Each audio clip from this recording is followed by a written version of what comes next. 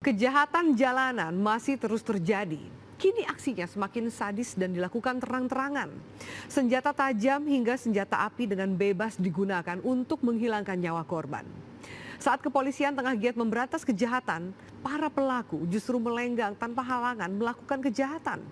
Tengok saja munculnya anggota geng motor yang membawa senjata tajam, berani menebas serta melukai pengendara lain. Atau perampok yang tiba-tiba muncul meletuskan senjata api di tempat umum. Mengapa kini kejahatan begitu sadis terus terjadi? Dan mengapa begitu banyak kejahatan yang melibatkan anak-anak muda? Bagaimana kita menghindari kejahatan jalanan ini? Inilah News Story Insight. Korban kekejaman geng motor terus berjatuhan. Aksi sadis kelompok ini belakangan terjadi di beberapa lokasi di ibu kota. Apa sesungguhnya yang membuat mereka berlaku sadis terhadap orang lain? Ini saya akan membahasnya sesaat lagi. Tetaplah bersama kami. Ironis ketika pelaku kejahatan jalanan kini dilakukan oleh anak muda. Mereka tidak lagi takut, justru sebaliknya berani berbuat kejahatan yang bisa menghilangkan nyawa orang lain.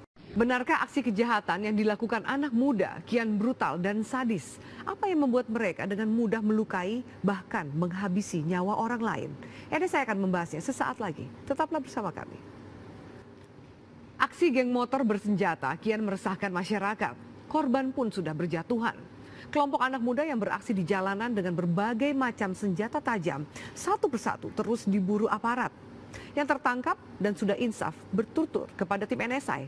Alasan mengapa dirinya begitu brutal melakukan kejahatan jalanan.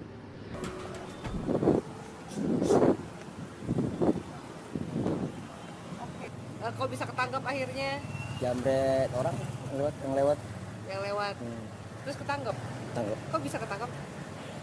Kalau gue kenapa Gun? Nodong di bis. Nodong di bis. Bis apa tuh? Bis. Terus ketangkap. Selain nodong ngapain lagi? Jambret. Gimana sih? Maksudnya kok kan ini Andre sama Gun muda-muda gitu ya. Sekolah nggak? Kasus mulu. Gara-gara di penjara. Gara-gara di penjara. Ini orang tua tahu tapi jambret, nodong. Yang ikut-ikut kawan aja. Melakukan aksi itu ngapain dulu? Merencanain apa spontan? Kronologisnya. Kalau nggak ada calon korban, milih korbannya itu dari apa kriterianya?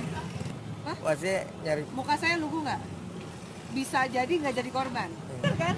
Lu masih mau nginjek kaki orang lain nggak nih untuk melakukan jangan bangga dong kalau kemudian lu malah merugikan orang lain. Saya tidak pernah bangga. Nggak pernah. Hah? Nggak pernah bangga saya kalau masuk penjara. Justru sering masuk penjara itu bukan pintar malah bodoh.